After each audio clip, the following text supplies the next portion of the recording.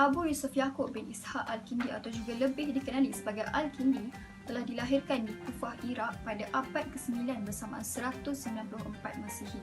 Beliau telah meninggal dunia ketika berusia 72 tahun di Baghdad, Iraq. Bapanya merupakan Gubernur Kufah. Al-Kindi telah mendapat pendidikan awal di Basrah dan kemudian berhijrah ke Baghdad untuk meneruskan pengajian beliau. Al-Kindi merupakan keturunan kaum Kinda yang telah berpindah dari Yaman. Puak suku ini telah menyatukan sebilangan suku dan mencapai kedudukan yang berkuasa pada abad ke-5 dan ke-6, tetapi telah kehilangan kuasa pada abad ke-6. Al-Kindi telah dilantik menjadi pegawai perubatan dan guru diraja semasa pemerintahan Al-Ma'mun dan Al-Mu'tasim. Pengetahuan tentang pembelajaran yang hebatnya tidak lama kemudian merebak. Khalifah Al-Ma'mun melantiknya di rumah kebijaksanaan di Baghdad yang merupakan pusat yang baru sahaja ditubuhkan bagi penterjemahan teks-teks falsafah dan saintifik orang Yunani.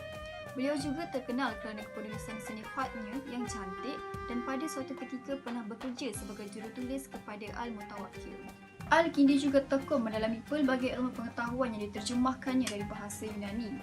Beliau juga diakui sebagai seorang pelopor peradaban dan ilmu pengetahuan. Buku-buku yang ditulisnya tidak kurang dari 256 judul yang merangkumi falsafah, astronomi, muzik dan ilmu kimia. Abu Yusuf Yaqub ibni Ishaq As-Sabab Al-Kindi atau lebih dikenali sebagai Al-Kindi adalah merupakan ahli falsafah Muslim pertama keturunan Arab dari suku Kindah dan menguasai pelbagai cabang pengetahuan. Okey, untuk dari segi ilmu falsafah, menurut Al-Kindi, fungsi falsafah adalah bukan untuk menggugat kebenaran wahyu atau untuk menuntut keunggulan yang lancang maupun menuntut persamaan dengan wahyu. Falsafah haruslah sama sekali tidak mengajukan tuntutan sebagai jalan tertinggi menuju kebenaran dan ingin merendahkan diri sebagai penunjang bagi wahyu. Beliau juga mendefinisikan falsafah sebagai pengetahuan tentang segala sesuatu sejauh jangkauan pengetahuan manusia. Oleh hal yang demikian, Al-Kindi dengan tegas mengatakan falsafah memiliki keterbatasan dan bahawa ia tidak dapat mengatasi masalah seperti dosa, pahala, syurga, neraka dan kehidupan akhirat. Daripada matlamat utama falsafahnya adalah untuk menggabungkan antara falsafah dan teologi alam di suatu pihak dan teologi spekulatif dan diwahyukan di suatu pihak yang lain. Bagaimanapun, beliau menolak teologi spekulatif. Beliau menekankan wahyu adalah sumber pengetahuan yang hebat kerana akal pemikiran tidak boleh mendedahkannya. Al-Kindi telah membahagikan falsafah kepada 3 cabang iaitu sains fizik yang merupakan peringkat terendah, yang kedua adalah sains matematik yang berkedudukan peringkat pertengahan dan yang terakhir adalah sains ketuhanan yang merupakan peringkat tertinggi. Hasil kerja beliau amat penting kerana beliaulah sosok yang memperkenalkan dan mempopularkan falsafah Yunani di kalangan cendekiawan Muslim. Kebanyakan pembendaharaan falsafah piawaian Arab berasal daripada beliau. Beliau juga mengumpulkan pelbagai karya falsafah secara ensiklopedia yang kemudiannya diselesaikan oleh Ibn Sina. Al-Kindi merupakan seorang sejarawan Islam yang terulung yang menghasilkan falsafah melalui pemikiran di zaman Yunani. Hasil karyanya mempengaruhi pemikiran pembangunan di Eropah pada abad ke-13. Beliau merupakan karyawan Arab pertama yang telah menterjemahkan perkataan Yunani kepada bahasa Arab dan telah menggabungkan beberapa pandangan Plato dan Aristotle kepada sistem yang baru. Beliau telah menulis lebih daripada 260 buah buku merangkumi bidang geometri, iaitu sebanyak 32 buah buku. Perubatan dan sejarah masing-masing sebanyak 20 buah buku. Hal yang berkaitan logik berjumlah 9 buah buku dan bidang fizik iaitu 12 buah buku. Baik, terdapat beberapa sumbangan daripada Al-Kindi ini. Antara sumbangannya adalah sumbangan dalam bidang astronomi. Dalam bidang astronomi dan astrologi ni, Al-Kindi telah merujuk kepada pandangan daripada Ptolemy mengenai solar sistem yang merangkumi pelbagai planet, iaitu planet Marikh, Zuhal, Mustari, Matahari, Bulan dan lain-lain. Dan beliau juga mengatakan bahawa segala pergerakan planet adalah kuasa daripada Allah SWT. Salah satu karyanya yang telah diterjemahkan melalui karya Aristotle, iaitu beliau mengakui pergerakan planet adalah disebabkan geselan dari beberapa kawasan yang menghasilkan beberapa elemen bumi, iaitu seperti elemen air, api dan tanah. Dan ketiga-tiga elemen inilah yang menghasilkan segala bahan di dunia ini. Sumbangan yang kedua pula tuan-tuan adalah sumbangan dalam bidang perubatan. Sebagai seorang doktor, Al-Kindi adalah ahli farmakologi yang pertama untuk menentukan penggunaan dos ubat dalam kebanyakan darah-darah pada masa itu. Karya beliau yang paling penting dalam bidang ini adalah mengenai aplikasi matematik dan kuantiti ubat-ubat dalam bidang farmasi. Sebagai contoh, okey, beliau menghasilkan skala matematik untuk menyukat kuantiti dan kekuatan ubat atau dadah dalam sistem badan. Hal ini ia memudahkan doktor-doktor di luar sana untuk menentukan ketahanan badan seseorang atau penyakit seseorang. Baik tuan-tuan, kita pergi pada sumbangan beliau yang ketiga. Sumbangan beliau yang ketiga adalah dalam bidang kimia. Sebagai seorang ahli kimia yang termaju, beliau juga adalah seorang penentang alkimia. Beliau menunjukkan kesilapan mitos yang logam asas boleh diubah menjadi logam berharga seperti emas atau argentum. Al-Kindi telah menghasilkan berbagai minyak wangi sehingga ia digelar sebagai bapa dalam industri minyak wangi. Sampel baru juga telah dihasilkan oleh beliau yang juga merupakan penghasilan yang terawal di dunia. Dalam sumbangan bidang matematik pula, beliau menulis beberapa buah buku yang ditujukan khas bagi sistem nombor dan banyak menyumbang bagi asas hisab moden. Al-Kindi juga mempopularkan angka Hindu kepada Arabik di kalangan orang Arab. Al-Kindi telah menghasilkan pengiraan untuk menyelesaikan masalah matematik termasuk aritmetik, geometrik, garisan dan darab dengan angka, mengukur masa dan jarak dan lain-lain. Manakala dalam bidang geometrik, beliau menghasilkan teori garisan selari dan menyatakan geometrik boleh menghasilkan dua garisan, iaitu garisan yang tiada akhirnya dan mengikut garisan yang logik. Pandangan Al-Kindi tentang ketuhanan sesuai dengan ajaran Islam dan bertentangan dengan pendapat Aristotle, Plato dan Plotinus berdasarkan hasil tulisannya dalam buku Fi al-Falsafat al-Ula dan Fi Wadaniyat Allah wa Tanah Hajim al-Alam. Dia berpendapat bahawa Allah adalah bentuk yang sebenarnya, bukan dari apa-apa. Tuhan adalah makhluk yang selalu ada dan akan sentiasa ada. Tuhan adalah makhluk yang sempurna dan tidak didahului oleh bentuk lain. Bentuknya tidak berakhir, sedangkan bentuk lain disebabkan bentuknya. Dia Maha Kuasa, tidak dapat dipisahkan dan tidak ada zat yang setara dengannya dalam semua aspek.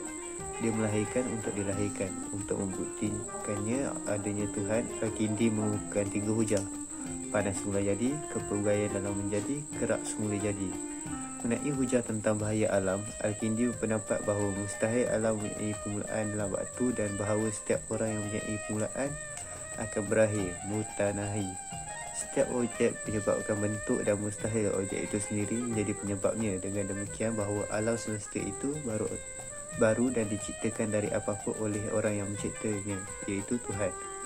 Mengenai hujah kedua, kepelbagaian dalam bentuk, Al-Kindi berpendapat bahawa tidak ada kepelbagaian yang terjadi dengan sendirinya atau secara kebetulan, tapi ada sesuatu yang menyebabkannya atau merancangnya sebagai penyebabnya. Mustahil bagi alam itu sendiri, dan jika alam adalah penyebabnya, ilat, maka akan ada tasasul siri yang tidak habis-habisnya. Oleh itu, penyebabnya mesti berada di luar alam itu sendiri. Itu zat yang maha baik, maha mulia, yang mengendaliai wujudan alam yang disebut Allah.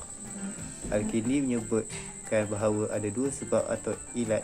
Pertama, sebab sebenarnya dan tidakkannya adalah penciptaan apa-apa. Ibda adalah Allah Subhanahu Wa Taala, pencipta tunggal alam semesta. Kedua, penyebab yang tidak nyata, penyebab yang menyebabkannya sendiri. Kerana ini jelas memulakan orang lain tanpa gangguan. Dia bukan penyebab yang mencipta alam. Mengenai hujah ketiga, kemaslahatan alam, Al-Kindi menegaskan bahawa sifat empirikal ini tidak mungkin dan dikendalikan tanpa ada yang mengatur dan mengawalnya. Pengatur dan pengawalnya berada di luar alam dan tidak sama dengan alam semula jadi. Bahannya tidak kelihatan tetapi dapat diketahui dengan melihat fenomena atau tanda-tanda yang terdapat di alam semula jadi. Bahan itu disebut Allah. Oleh itu, walaupun Al-Kindi bergelut dalam dunia falsafah Yunani, dia tidak hanya menerima idea-idea yang terkandung di dalamnya, tapi dia menyesuaikan diri dengan ajaran Islam sehingga nuansa Islam dipertahankan. Okey, seperti yang kita tahu, Al-Kindi merupakan seorang ahli falsafah pertama yang membahaskan tentang konsep roh dan jiwa. Menurut Al-Kindi, roh dan jiwa itu bersifat abadi dan berada dalam bentuk yang sempurna serta dalam bentuk yang niskala. Penghuraian tentang persoalan Al-Naf bagi Al-Kindi cukup jelas diterangkan dalam buku beliau Al-Rasail. Dalam masalah roh, Al-Kindi tidak begitu menekankan kepada konsep Al-Naf dari segi pengertian dan pembahagiannya. Namun, beliau telah membawa aspek lain iaitu pembersihan jiwa dari penyakit-penyakit yang boleh merosakkan akhlak manusia. Beliau menerangkan bahawa jika manusia itu satu zat yang bersifat gadim, seterusnya, beliau menggambarkan jiwa manusia itu dimasukkan ke dalam satu-satu zat sebagai contoh tubuh badan manusia. Maka untuk manusia, Allah SWT menciptakan pula kekuatan tempoh masa atau peringkat usia untuk jiwa tadi dapat melahirkan atau menikmati kelazatan jasmani manusia. Untuk itulah Allah SWT menciptakan manusia dan memberikan akal, di mana akal itu merupakan zat yang bersifat atau berunsur ketuhanan. Semuanya itu bertujuan membangkitkan jiwa manusia daripada tidak bergerak kepada bergerak di dalam tubuh badan manusia. Selain itu, Al-Kindi dia membagikan roh atau jiwa ke dalam 3 daya. Yang pertama adalah Al-Naf Al-Natiqah, jiwa yang rasional, iaitu merupakan pemikiran yang boleh mengkaji dan menilai tentang kedudukan hakikat sesuatu. Yang kedua, Al-Naf Al-Sab'iyah wa Al-Qadabiyah, iaitu jiwa yang bersifat pemarah. Yang ketiga, Al-Naf Al-Hayawiyah wa Syahawiyah, iaitu jiwa yang berupa seks atau tenaga jantina yang bertujuan untuk mendapatkan keseronokan jasmani semata-mata. Ketiga-tiga kekuatan jiwa ini adalah saling bertentangan di antara satu sama lain, di mana salah satunya sentiasa bergerak maju dengan mengambil kesempatan terhadap kelemahan dua bahagian yang lain.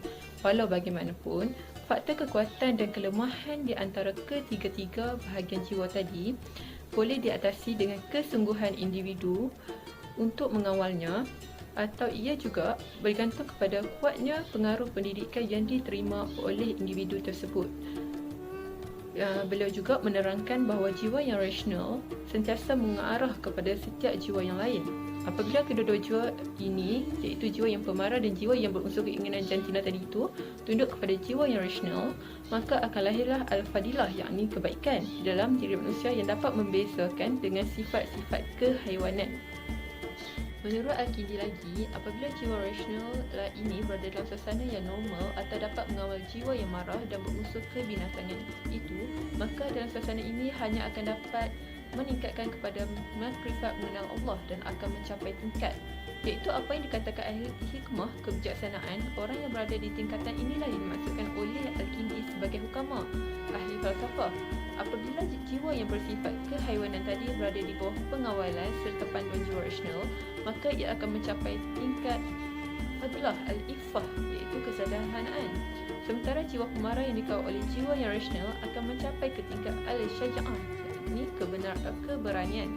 Jika proses mujahadah jiwa rasional yang mengawal dua jiwa yang lain ini berjalan dengan baik dan mencapai taraf keseimbangannya, maka akan lahirlah fadilah, iaitu kebaikan baru yang dinamakan al-adlah, keadilan. Fadilah ini merupakan kemuncak kepada kesempurnaan proses perjalanan jiwa dalam diri manusia.